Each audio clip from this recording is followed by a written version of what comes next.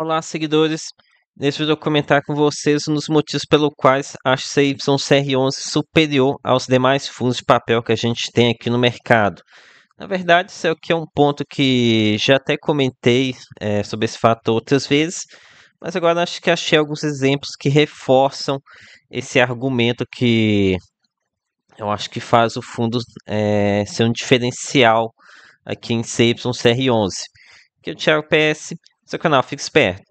Pois bem, quem tem me acompanhado aqui nos últimos dias deve ter percebido que eu ando falando bastante sobre CACR11, o Fundo de Papel da Carteira, sobre o RPR11 da Urca, dois ativos que têm problemas na carteira de ativos, né?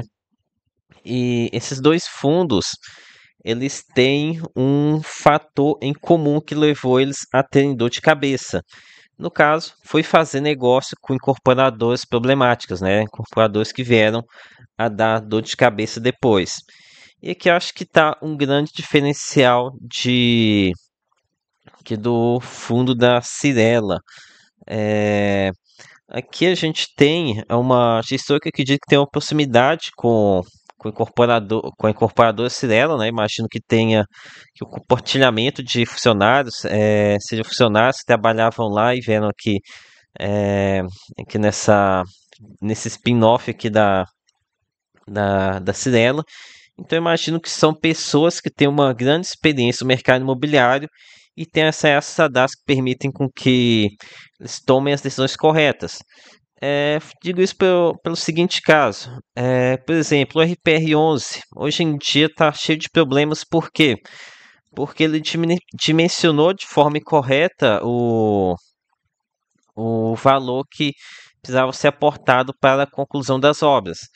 Então, isso daqui acabou criando uma situação onde nem o fundo e nem o incorporador tinha recurso suficiente para completar as obras.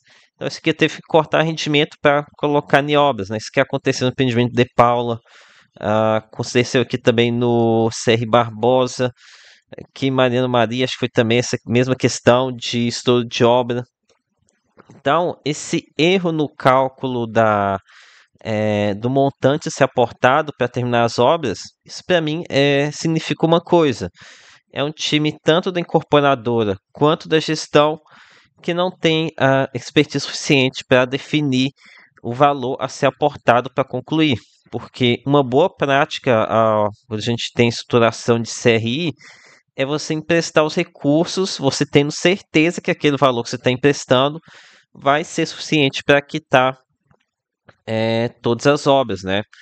Então aqui é um ponto muito importante que a experiência da Cirela, ela se faz valer nesse ponto, né?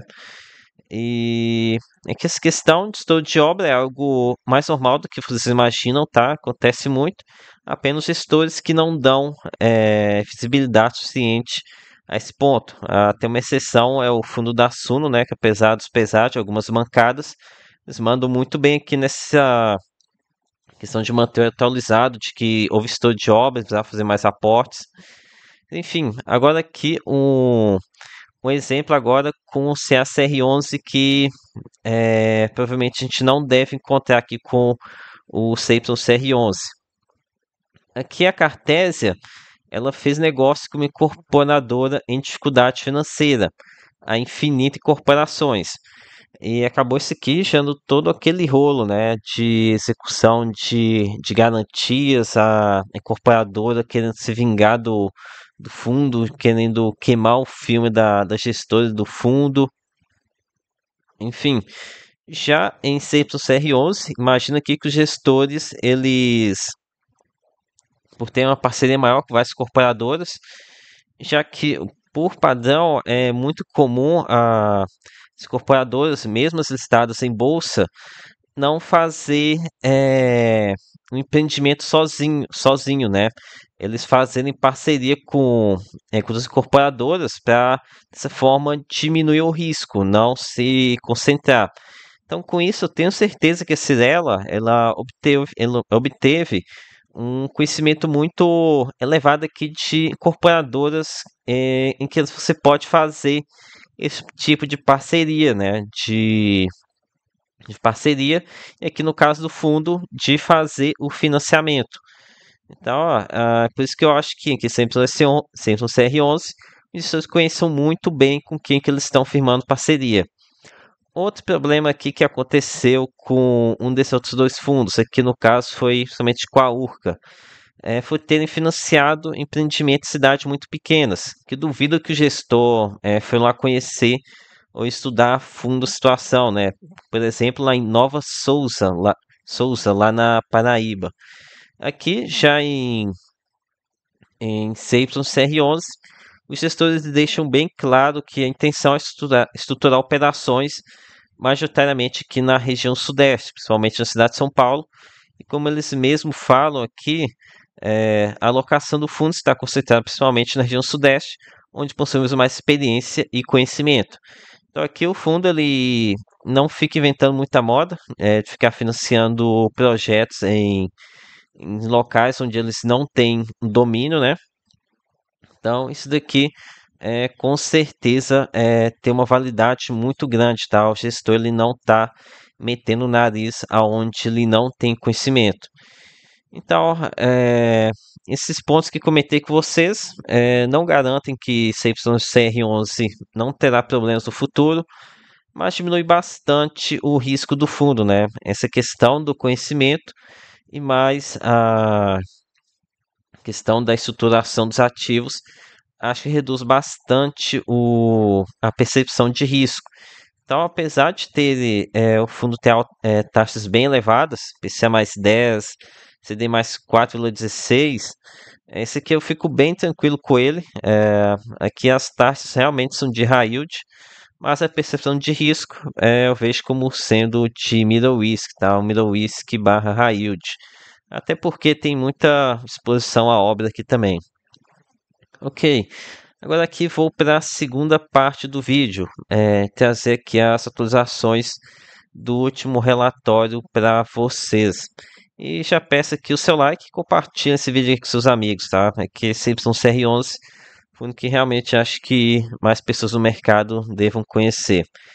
Então, aqui em agosto novamente tivemos aqui um consumo de reserva, né? E mais consumo do que no mês de julho. Gerou 3,7 milhões de reais. Deixa eu ver quanto que isso daqui representa para o fundo. 3,7 milhões. Aqui representa. Opa, 3,7 dividido por 36, 55 cotas. Cerca de 10,1 centavos. 10,1 centavos, né? Então aqui teve sim um consumo de reserva, mas não foi um consumo assim tão elevado. Que alguns consumiram apenas 0,5 centavo de reserva. Então acho que esse é um consumo sustentável, tá?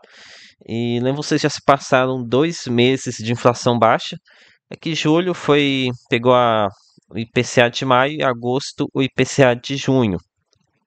Agora setembro vai ser IPCA de julho, também foi baixo, lá na parte do 0,25, 0,26.